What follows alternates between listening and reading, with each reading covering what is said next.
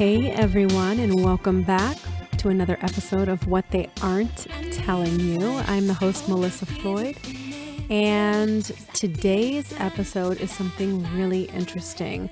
A friend from high school actually sent me this article. Her family is from Switzerland, and she let me know that there was an excellent article written by an expert from Switzerland, and he is an epidemiologist. And this article was originally printed in June. So this was June 10th originally, but it got published July 1st. And this is called Coronavirus, Why Everyone Was Wrong. I find it really interesting that a lot of the experts from other countries are able to have a different dialogue as it relates to this whole thing. So in other words, they're a little more free with their interpretations of the data, what the data means, what we should be concerned about, what we don't need to be concerned about, etc. A lot of what we see in American publications in the media kind of all say one thing. And God forbid you're one of those people who comes out against that narrative, you're, of course, immediately attacked. We talked about this with Dr. Scott Jensen on one of the previous episodes, and he mentioned John Ioannidis, which is mentioned also by this particular epidemiologist. So we've seen people from different countries, Sweden, Nordic countries, in Germany, and even in the UK that have really spoken out against the narrative that we are seeing as it relates to coronavirus. And that narrative is, this is an extremely deadly virus.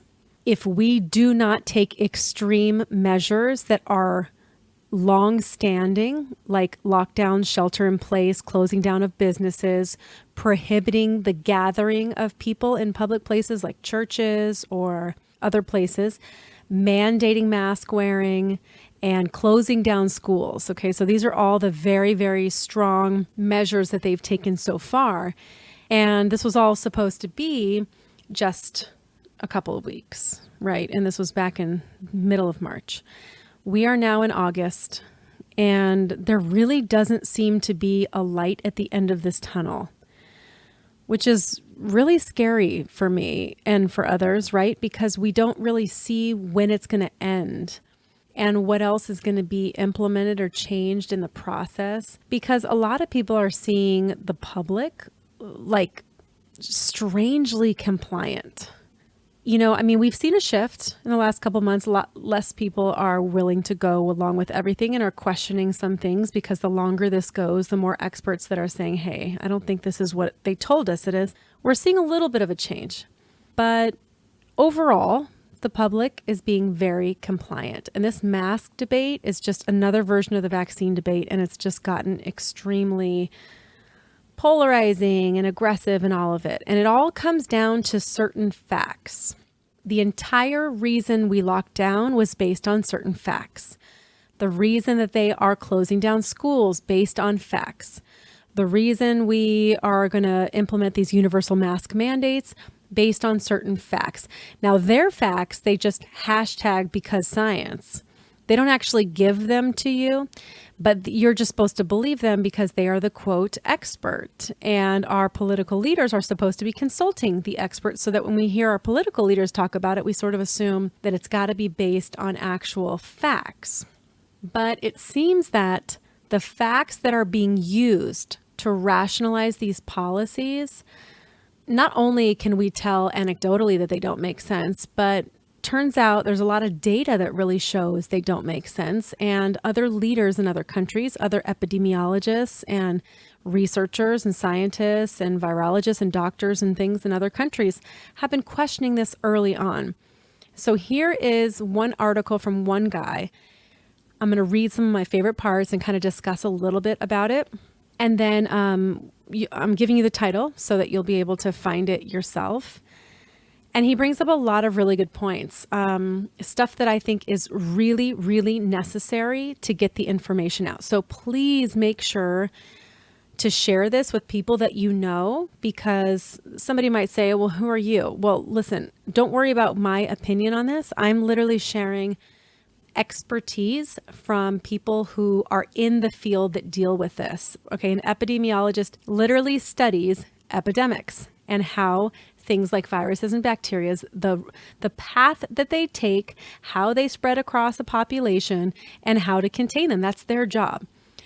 So don't give me the whole, well, this guy's not valid, or now he's a quack doctor because he doesn't agree with you. This guy has the same credentials, if not more, than the average person telling you we need to stay home to save lives. Okay, so this is important. Share with somebody you know. And a quick side note before I get into this, I love doing this kind of research and putting this kind of time into a podcast. It might not seem like a podcast takes that much time, but finding people to interview and dedicating time to interview them, and then the editing process, which is just to make everything sound more fluid for you, not so much to take out content because I like leaving it all in there.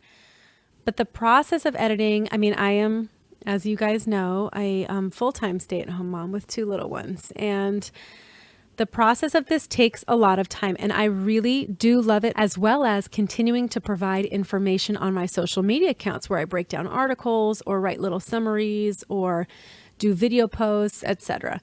All of this is completely voluntary. I'm not getting paid for a single cent of this.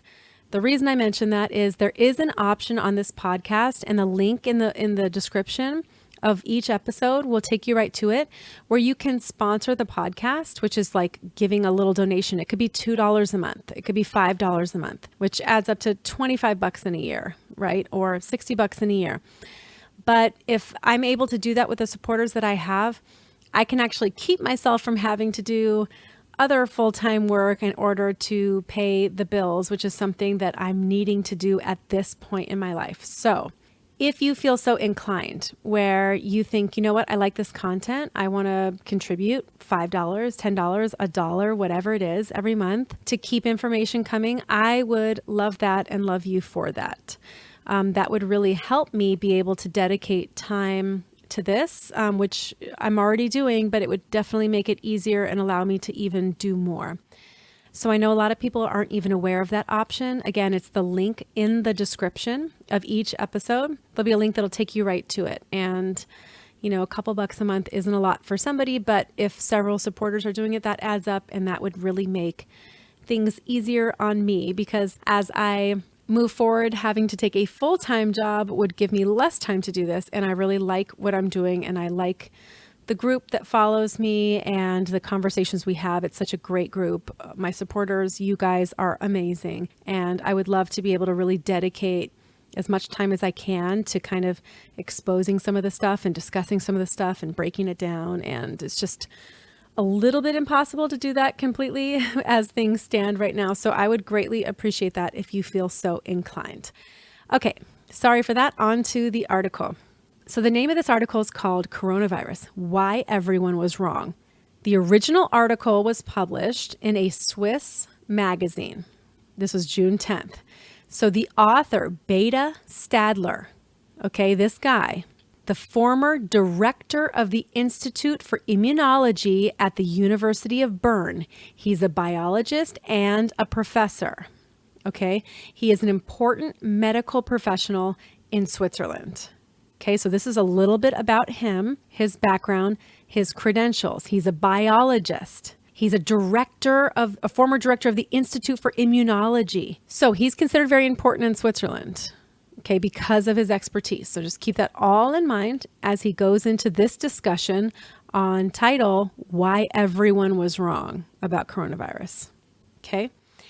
And one of the things that he says too is, you know, this is his opinion on how things should be handled in each individual place. It's not a universal approach, but he is an advocate for, quote, looking at real data rather than abstract models. And I think that's definitely where we have gotten into some trouble. Every single article that I see, like I just saw an article yesterday, estimates say that we could save 30,000 lives if everybody wore a mask. Where do these estimates come from? A model. They come from the IHME models, the Washington-based models funded by the Gates Foundation. Okay, these are the same people that overestimated all the people that would die and basically as a foundation for our lockdown policies in the United States. So models, to me, this entire pandemic, models have been the death of us. They have literally destroyed so much of our society by using models and not data. And you've got the head epidemiologist, the state epidemiologist in Sweden saying, hey, our policy needs to be based on evidence. We need evidence-based policy, not models, not hypotheses, not conjecture, not guessing, not guesswork. And this is all we're seeing in the United States. It's embarrassing. I mean, truly, the way we have handled this, and please do not get started on the reason that we've done such a poor job is because of Trump. That's a different podcast for a different day, but it just doesn't make sense. I understand people have a strong dislike for the guy, but he is not the reason why we're having this issue. In fact, everybody's state governor has handled this the way that they have, and most of them have gone against the protocol of the federal government, which was originally saying, hey, let's get back to work. We've done this for 2 weeks. In fact, they extended it to 4 weeks.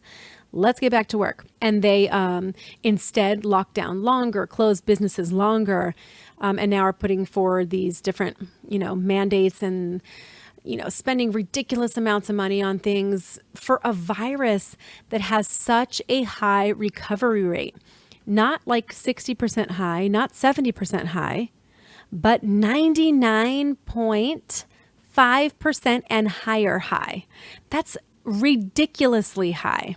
The lengths that we are going to for this virus is mind-boggling. And I think that's why most epidemiologists are looking at this going, this is a virus that cycles like every other virus. What are we doing? This is full-on panic mode. For what? For what? Okay, so he goes into a couple of the main reasons why he thinks everybody's done this wrong. And this is what he says. He says, firstly, it was wrong to claim that this virus was novel. Okay, so you remember the way that they're describing this as the novel coronavirus. Novel means never before seen, new, completely unique.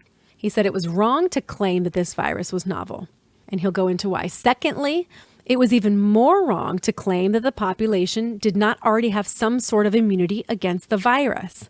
And thirdly, it was the crowning of stupidity to claim that someone could have COVID-19 without any symptoms at all and be able to pass the disease without showing any symptoms whatsoever. Now, that is a huge issue right now. Asymptomatic transmission. This is a problem.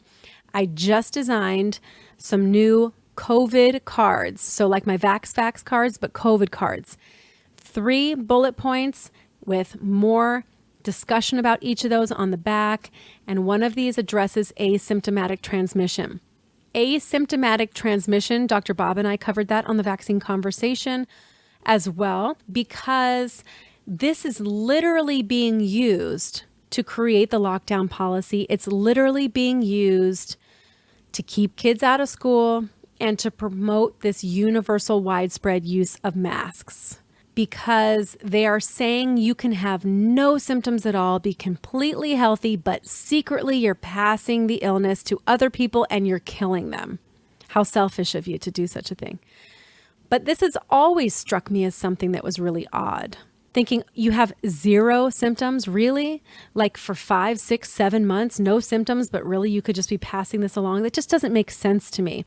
I think what's more likely to be the case is either people are pre-symptomatic or people have very mild symptoms and they don't really think about that as something that was indicative of an illness, because most people experience this very mildly. That does not mean you're completely healthy, and it does not mean you have the capability of being infectious in real life. In actual data. So we know the World Health Organization came out to say that asymptomatic transmission is extremely rare. And the representative for the World Health Organization got reamed for saying that, because once people understood that there really is no asymptomatic transmission, then what are we doing? There was a lot of anger at that moment. So she came back and tried to backpedal. I think I've talked about that once before on this podcast. But anyway, so those are the 3 points this guy talks about, and here he's going to break it down. First point, Is this a novel virus? Is this actually a new virus? He says, now that we are talking about developing a vaccine against this virus, we suddenly see studies that show that this so-called novel virus is very strongly related to SARS-1, as well as other beta coronaviruses, which make us all suffer every year in the form of colds. So again, what we know as COVID-19 is describing the illness from the virus named SARS-CoV-2. So when you see those two different terms, they're not interchangeable. COVID-19 refers to the illness you experience, and SARS-CoV-2 is the name of the virus. It's a sister virus to SARS-CoV-1, which came out in 2002, 2003. Now, since that time, they have tried to make a vaccine for SARS-CoV-1 and had no success. That's 17 years ago. Okay, they have also had no success at creating a vaccine for any virus in the coronavirus family because they mutate frequently. Other coronaviruses mutate even more frequently than the SARS-CoV viruses. But SARS-CoV-2 is just another one, slightly different variation. But what he is saying is, he says, quote, apart from the homologies in the sequence between the different coronaviruses, scientists currently work on identifying a number of areas on the virus in the same way as human immune cells identify them. So this is no longer now about the genetic relationship, but it's how our immune system sees the virus, i.e., which parts of the other coronaviruses could potentially be used in a vaccine. So he's saying it doesn't really matter how different genetically as you look at the coding of each of these viruses are. What matters is whether or not this is going to be triggering some level of T cell immunity in your body based on prior experience and exposure to other coronaviruses in the coronavirus family. He says, so SARS-CoV-2 isn't all that new, but merely a seasonal cold virus that mutated and disappears in the summer as all cold viruses do, which is what we're observing globally right now. Flu viruses, he said, mutate significantly more, by the way, and nobody would ever claim that a new flu virus strain was completely novel. So why is it important that he's breaking down the fact that this is not novel? Isn't this just semantics? What difference does it make, right? Here's why. Because when we see our, quote, medical experts flip-flopping on their advice, the reason that they back up why they can do this is because this is new. We don't know how this virus operates. We don't know what this is doing. We're still learning so much about it, right? This is the thing you hear Fauci say, because Dr. Fauci says masks don't work. They're not necessary. They'll increase the transmission because of people touching their face. Then all of a sudden, it's masks need to be worn everywhere all the time. For somebody who has worked in infectious disease for decades, how could they make such a transition in such a short amount of time? His answer, we're still learning about this. It's a novel virus. And so that's why this particular epidemiologist from Switzerland is talking about the fact that this is actually not novel and why that's so important. Okay, so, and he's right. The flu virus is mutating every single year, so much so that they need a different vaccine for it. Well, Fauci and Bill Gates have also said that this particular vaccine for COVID, would only give you a few months worth of protection. And after that, you'd have to get one basically every single year at minimum. So we know that being part of that coronavirus family, and like lots of viruses, there's a lot of mutation that can happen. So this is not that different, in that sense.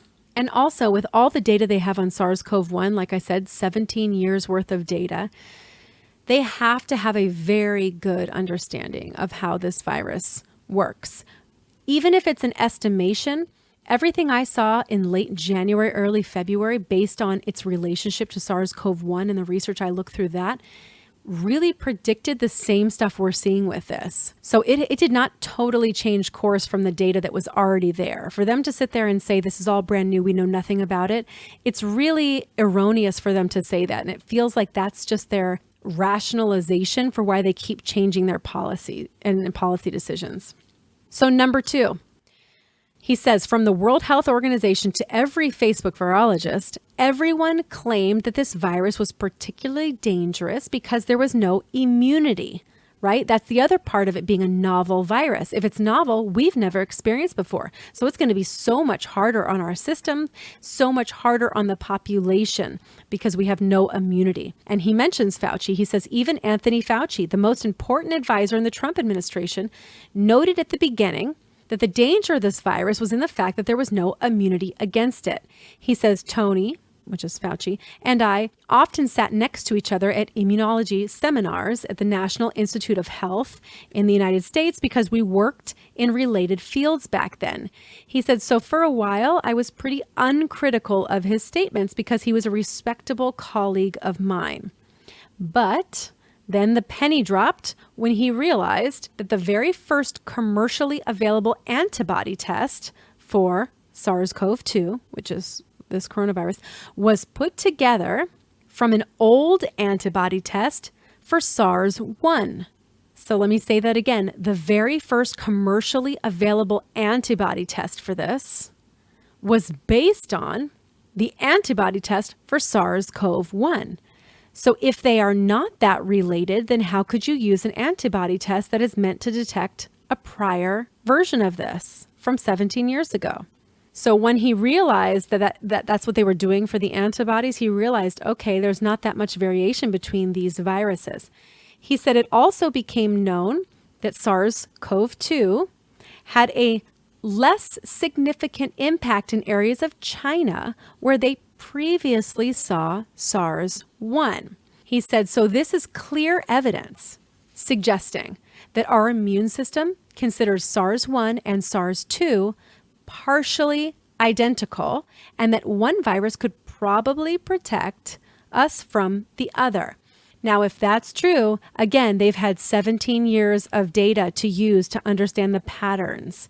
The only difference that I have heard of as it relates to the two different viruses is that one replicates in the nose when the other replicates in the lungs. And SARS-CoV-2, which is what we're dealing with now, replicates in the nasal passageways, which is why it's a little bit more contagious. SARS-CoV-1 replicates in the lung tissue, which makes it harder to pass to somebody because you have to be having deep coughing episodes. And that's why it sort of kind of just faded out on its own. It wasn't as easily transmitted between people. So he says, that's when I realized that the entire world simply claimed that there was no immunity, right? Because it's a novel virus. But in reality, nobody had a test ready to prove that statement.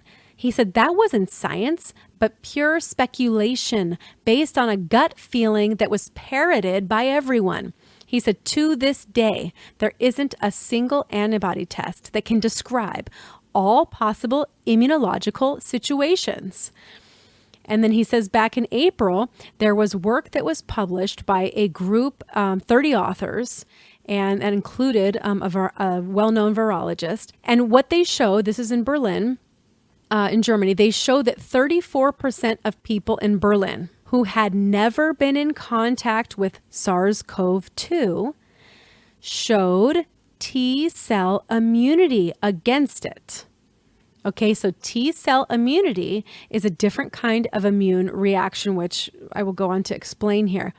But he basically says this means that our T cells, the white blood cells, detect common structures on the SARS-CoV-2 and regular cold viruses, and therefore combat both of them. So we're talking about a third of people in Berlin that were never in contact with this virus were showing immunity to it. Immune, which means they're not a risk to everybody else in society. Like what they're saying here is you don't necessarily have to have had the virus in order to be safe to everyone around you, because you may already have immunity, which means you're never going to be infectious. This is so key to understand. Recently, they also came out saying this theory that basically only 10 to 20% of people need to have exposure to this virus and to develop a herd immunity that will stop outbreaks in our population. 10 to 20%. That is way lower than the 60, 70% that's usually estimated. And they're saying the reason is because there is some level of recognized immunity from other viruses in the coronavirus family. And this study in Berlin is another example A third of the people never exposed already had immunity, and again, would not be at risk to anyone else. But when you've got these universal mask mandates, they're basically going to say, you need to wear this mask all the time, everywhere, because you could be a risk to somebody. And you've got a third of those people who already have immunity. And then you probably have another third of them that have been exposed and have developed antibodies. So at most, maybe you've got 30% of the population that hasn't gotten it yet, and they're not going to be constantly exposed in every situation and be infectious to everybody. I mean, this is just overkill what we're doing based on what the data is actually showing us. So he says that there's a study by John Ioannidis. And like I said, Dr. Scott Jensen talks about him a lot. And I had looked over his stuff early on because he was one of the few people to step out and kind of say, we're doing this wrong. He's from Stanford. And it says, according to the Einstein Foundation in Berlin, that John Ioannidis is one of the world's 10 most cited scientists. One of the 10 most. Okay. So John Ioannidis, with his Stanford study, showed that immunity against the SARS-CoV-2 virus, measured in the form of antibodies, is much higher than previously thought. Now, this was part of the original studies that showed that a huge portion of the population had likely been exposed to this, but we didn't know because two reasons. One, nobody knew about this virus earlier on in November, December, January, before anybody was testing. And also because the people that go to report their cases are usually the strong cases, the cases that need to seek medical care. I've mentioned this a lot because when you're calculating mortality rates, you have to understand the total number of cases. You cannot just count deaths divided by cases reported. That is actually not clear, and that is not accurate, because what you need to include for the denominator is the total number of cases within a population. But so many people had a mild cold that they didn't even know was coronavirus or COVID-19 SARS-CoV-2, that those numbers are not being recorded. And so our mortality rates are way higher than they actually are. And the Stanford study, Santa Clara, and USC studies were the first ones to look at testing an entire random sampling of the population to see how many people had actually been exposed. He was one of the first ones to show that, wait, we've got a much bigger group of people that are already exposed and therefore safe to be within society. And Ioannidis, he says here, he's not a conspiracy theorist, obviously, but he got criticized, very severely criticized, because he was, quote, downplaying this entire pandemic. But obviously, if you realize a much larger, 10 to 25 times the amount of people that are reporting their cases are not reporting their mild cases, when you realize that, that's good news. But yet, when you give this kind of good news, people criticize you. They criticize you for downplaying it instead of understanding, wow, that's a good thing. That means we're not as bad off as we thought we were, which again, should be a good thing. Anyway, I hope you enjoyed this episode of What They Aren't Telling You. Lots more to come. Thank you guys for listening, and I will catch you next time on What They Aren't Telling You.